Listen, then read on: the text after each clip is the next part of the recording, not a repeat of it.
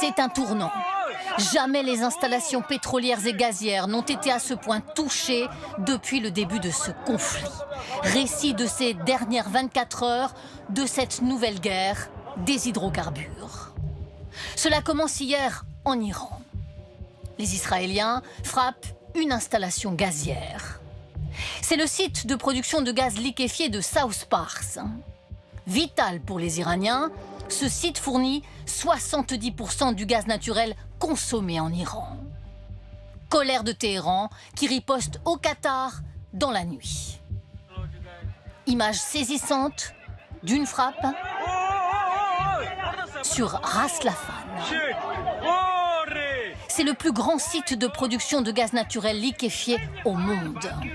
D'ailleurs, sur le champ, le prix du gaz européen explose. Il s'est envolé jusqu'à plus 35% aujourd'hui. Et ce n'est pas fini. L'Iran frappe aussi l'Arabie Saoudite. Ici, c'est une raffinerie qui est visée. Une frappe de drone sur les rives de la mer Rouge, mais aussi sur une installation à Riyad, la capitale. Ce pays organisait hier soir une réunion avec d'autres dirigeants de pays arabes et musulmans. Et pour la première fois, le royaume menace ouvertement l'Iran. Comme nous l'avons clairement affirmé, nous nous réservons le droit de prendre des mesures militaires si cela est jugé nécessaire. Autre frappe iranienne, cette fois sur le Koweït. 2 raffineries ciblées ce matin par des drones. Une escalade qui déplaît à Donald Trump.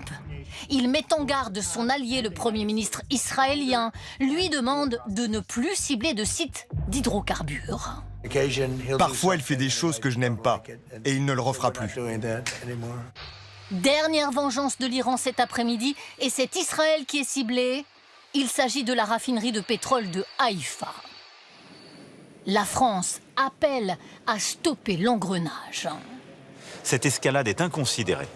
Nous défendons l'idée d'un moratoire sur les infrastructures civiles, les personnes civiles dans ce conflit et une désescalade rapide.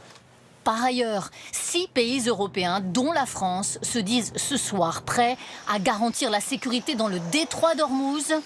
Mais cela ne se fera que si un cessez-le-feu est déclaré. Pourquoi ces dernières frappes inédites sur le complexe gazier de Ras Laffan dans le nord du Qatar changent autant la donne? Pourquoi cette immense réserve de gaz est si stratégique? Voyez l'enquête de Benjamin Delombre et Alexandre Gras. Ras Laffan, au Qatar. La plus grande usine de liquéfaction de gaz au monde. Visée hier par des frappes iraniennes. Pourquoi ces bombardements sur cette infrastructure stratégique menacent-ils l'approvisionnement énergétique d'une partie de la planète? Décryptage.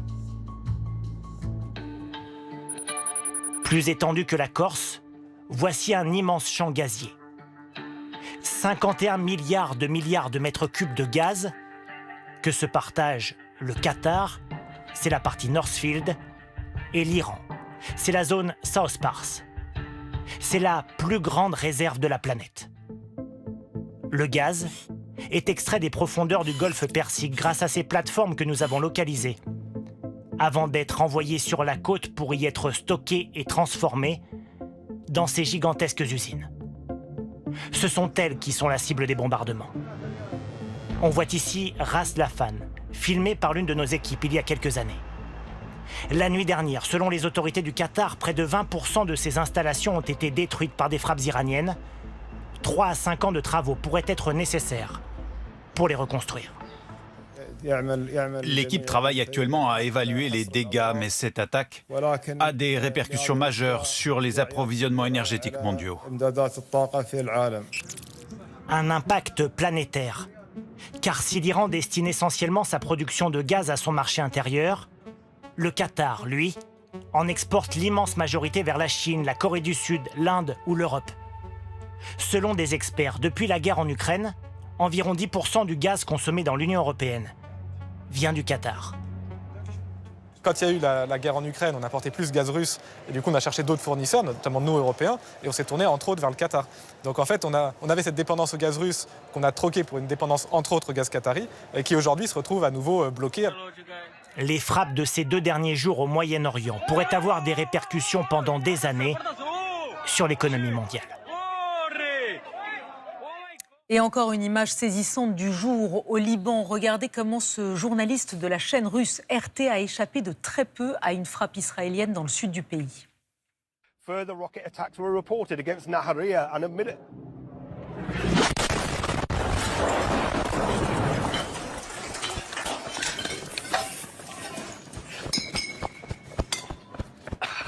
Il a été légèrement blessé, lui et son caméraman. Moscou accuse Israël d'avoir ciblé délibérément les 2 journalistes.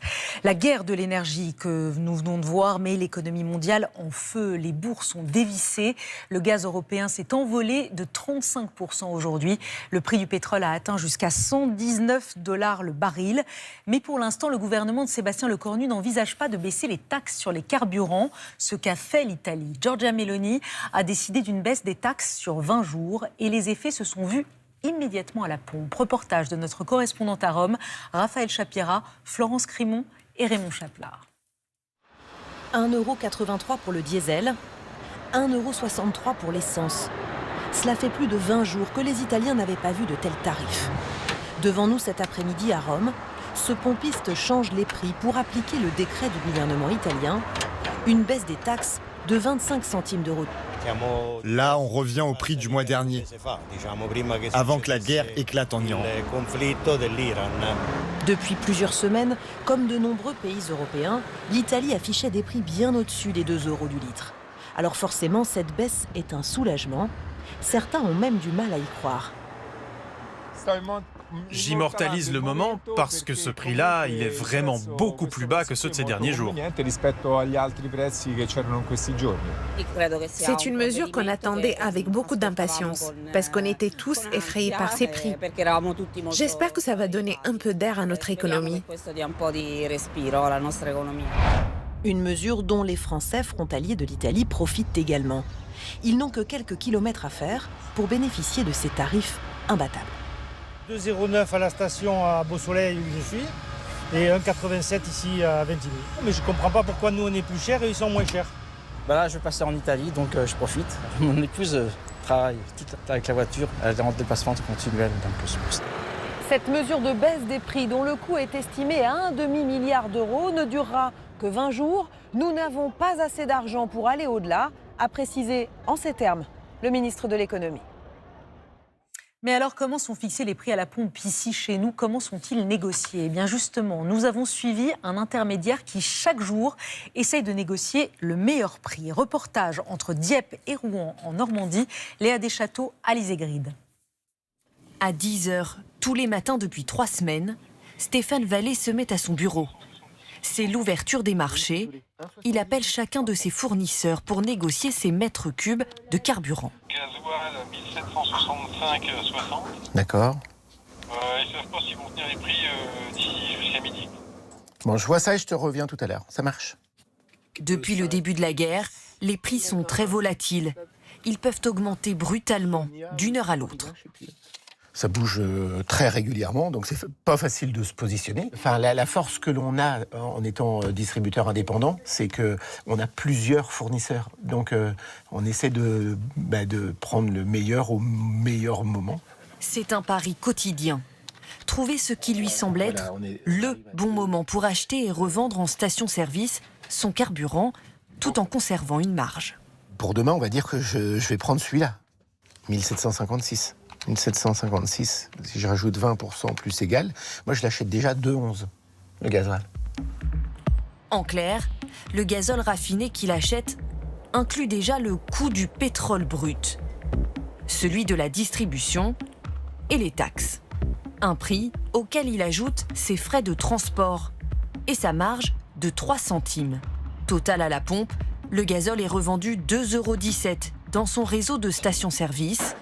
Elles sont ravitaillées tous les 2 jours. Donc là, je vais vider 36 000 litres de gasoil. Le prix change à chaque fois qu'on livre. Donc ça dépend auquel prix nous on l'achète, donc on l'en vendra en fonction de nos marges. Des hausses de prix devenues étouffantes pour cette mère de famille. Là, vu le prix, oui, là, exceptionnellement, on va pas mettre le plein, on va mettre que 20 €, puis on va essayer de trouver une station qui est moins chère, parce que c'est abusé, franchement. Dans cette station-service, le gazole a déjà augmenté de 50 centimes depuis le début de la guerre au Moyen-Orient.